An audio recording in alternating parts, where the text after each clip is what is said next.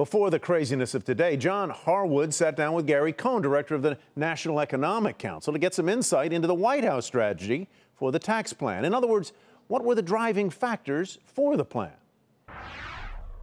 So the president had two really important principles. Number one is we have to deliver middle-class tax cuts to the hardworking families in this country. Number two is our corporate tax system just is not competitive with the rest of the world. We have to create a corporate tax rate, and along with that, a pass-through tax rate that makes us competitive with the rest of the world so we can attract businesses back to the United States. Let me suggest an alternative principle. Look at the components of the plan. Big corporate reductions, big pass-through reductions for business, much more tax cuts for businesses than for individuals. You've got the elimination of the estate tax, you've got the preservation of the step-up basis, you've got the elimination of the alternative minimum tax.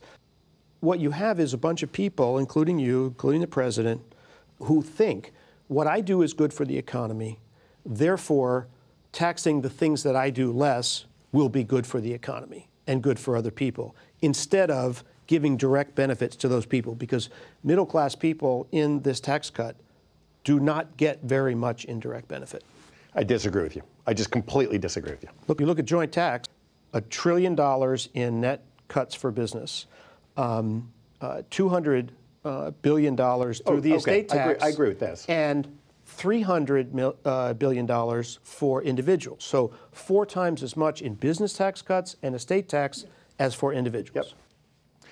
But John, if you look at what we're doing for middle-class taxpayers, the reality is kind of simple. The median income family in the United States, the family that earns about $60,000 in the United States, the speaker talked about them getting an $1,182 tax cut.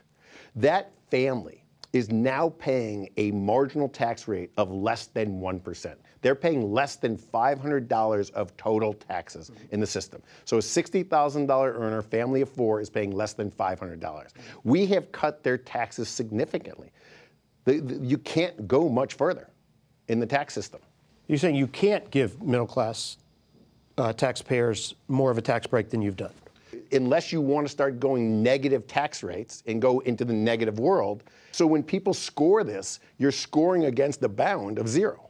Companies that benefit from pass-through rates are high income because if they were middle income, they'd be paying at the 25% rate already. The vast majority of those benefits going to wealthy businesses. I think you've got to wait till the whole plan is done and see where we finally end up and see what the plan comes out. Everything in our tax plan is meant to encourage investment. You're not saying, as you did a few weeks ago, that the wealthy do not get a tax cut under your plan? I'm saying there's unique situations to everyone out there. Everyone has their own story. It's not our intention to give the wealthy a tax cut. But they are getting one. I don't believe that we're set out to create a tax cut for the wealthy.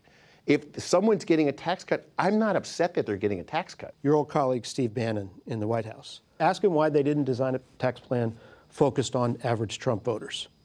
And when I talked to Larry Summers, who's your predecessor at the NEC, also Treasury Secretary, he said, look, they're doing what their money wants. They're entitled to their opinions. Why are they wrong? We have achieved our objectives. We are delivering a middle income tax cut, and we are lowering corporate taxes to make ourselves competitive with the world. Yeah. Another thing Larry Summers told me, the country wants to spend more on defense. We've got a whole lot of baby boomers retiring. We are going to need more money for government and not less. So the Penn-Wharton model, run by a former Bush administration economist, not a Democrat, says that this plan by 2040 will lose $4 trillion. During that time, the number of people on Social Security is going to go from 45 million to 72 million. How in the world does that make sense? We firmly believe that we are creating a model that creates economic growth in this country. But you know no tax cuts ever paid for itself. The years that we increase deficit are years when our economy is slowing down and we continue to borrow more and more money. So the number one thing we can do for the United States citizens is to grow the economy. This tax plan is meant to grow the economy. Are you thinking that you'll deal with that Social Security, Medicare, baby boomer retirement issue later by entitlement reform that reduces benefits? Look, the president on the economic front laid out 3 core principles or 3 core initiatives that he wanted to get done in his first couple of years. Number 1 was reg reform. Number 2 was taxes, and number 3 was infrastructure. We're working our way methodically through reg reform, taxes, and infrastructure. I think when he gets done with those, I think welfare is going to come up. That's our near-term economic agenda right now. And Tyler, interestingly, though Gary Cohn wouldn't say so, Paul Ryan, the House Speaker today, said that is precisely our objective, that we're in the long run going to go for entitlement reform. So the thinking of Republicans is they will accept those higher deficits and go after Medicare and Social Security to try to reduce those liabilities later.